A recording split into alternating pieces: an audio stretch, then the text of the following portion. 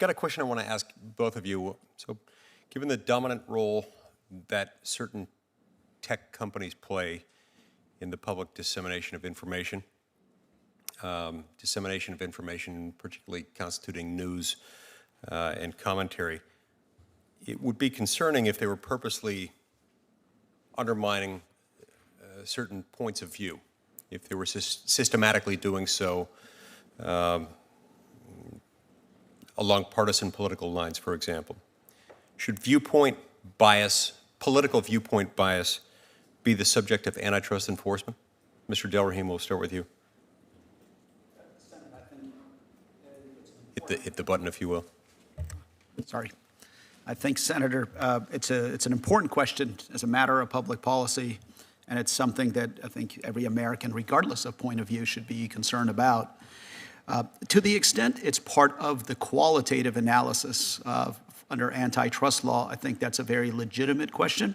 So is a monopolist, somebody that has market power, engaging in any kind of conduct that prevents a competitor who might have a different viewpoint or allow for different, diverse viewpoints into the marketplace, then I think the conduct that prevents that type of competition will have an impact on the viewpoint that ultimately gets to the consumer. So I think if it's as part of the qualitative analysis of monopolization, in addition to price and output, looking at choice and quality, I think it could be. Outside of that, I think it might be probably a better role. So if it's not within the four corners of traditional antitrust law as we look at it, then it's probably a better role for other public policy tools. Something similar. The antitrust doesn't seem like it's a tool that's well sculpted for this type of effort. So if somebody just becomes successful and gets a big share because of their success, you could run into the same problems, even though they haven't committed any competitive acts, right? You might also have a problem if the two biggest news organizations merged. You could have a problem, for example. My sense is that this would be something that would be better suited for another set of tools other than the ones that antitrust brings to bear. Got it. Mr. Delrahim, traditional market definition tools, such as the hypothetical monopolist test, typically rely on pricing information. Pricing information is either elusive or absent altogether in zero-price markets where services are monetized through advertising. So what factors should the Antitrust Division consider in that type of market when conducting this type of analysis? It's again an important element of our analysis. I gave a speech about zero-price products, and the division and the Federal Trade Commission for years, we have looked at markets that are priced zero to a set of customers. However, there's a price tag. As an example, I'll give airplay over the radio for certain music. The consumer is not paying for that. However, advertisers will. Broadcast television is.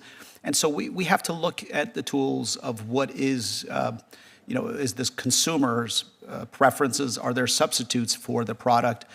And ultimately, who is paying for that? Somebody is. So let's just pick, as a hypothetical example, a company that provides search services.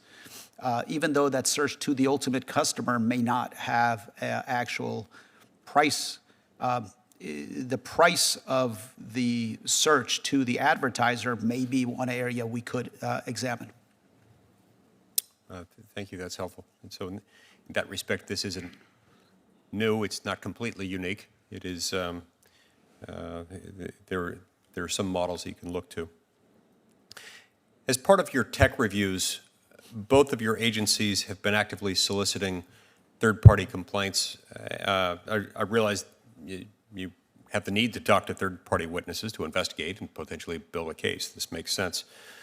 What I'm always fearful of is I wouldn't ever want to see U.S. antitrust policy start to look like antitrust enforcement in the EU, antitrust policy in the EU, where the primary concern seems to be protecting competitors rather than competition itself. Mr. Delrahim, how will the Department of Justice ensure that U.S. antitrust policy in the tech space remains focused on competition rather than on competitors? That's a very important part, I think, of our antitrust regime, and we would look at that.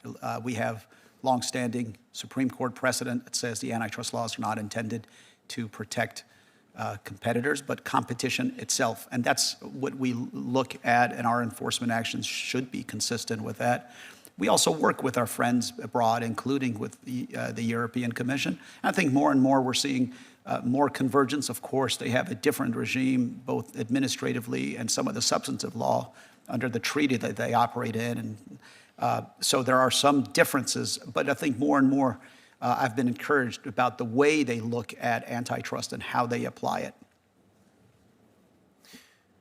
Mr. Simons, I've heard arguments that data collected by large platforms give those platforms an unlawful, unfair competitive advantage, and that in light of that competitive advantage, we should require these platforms to give their competitors access to see their data. Is it appropriate in your view, Chairman Simons, to treat these platforms as essential facilities? And what, if any, concerns would you have with that kind of approach? No, I think it's not a good idea at all to treat them as essential facilities or public utilities, because one of the great strengths of our system is that it produces innovation unlike anywhere else in the world, and subjecting an industry to public utility type regulation runs the serious danger of squelching that. In February, the FTC announced the formation of its technology task force to monitor the tech industry.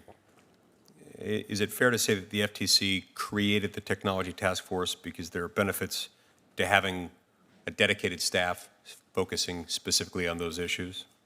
Yes, absolutely. Why is that? So we do this with a lot of different industries. So we have a healthcare shop, we have an oil shop, and those industries are such that if you have a background in an industry, it's easier to do a merger evaluation, easier to do an evaluation of anti-competitive conduct because you understand how competition occurs in that industry already. Did you get that industry? So have you got a dedicated pool of staff who are assigned to look for those factors, know what they're looking for, and they know it when they find it? Yeah, so they've studied that particular industry. They know how it operates. They know the peculiarities.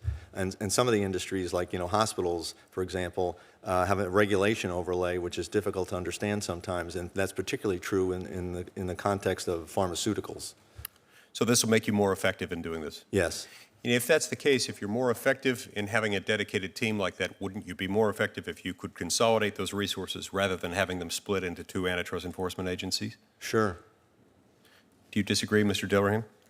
Hard to disagree with that.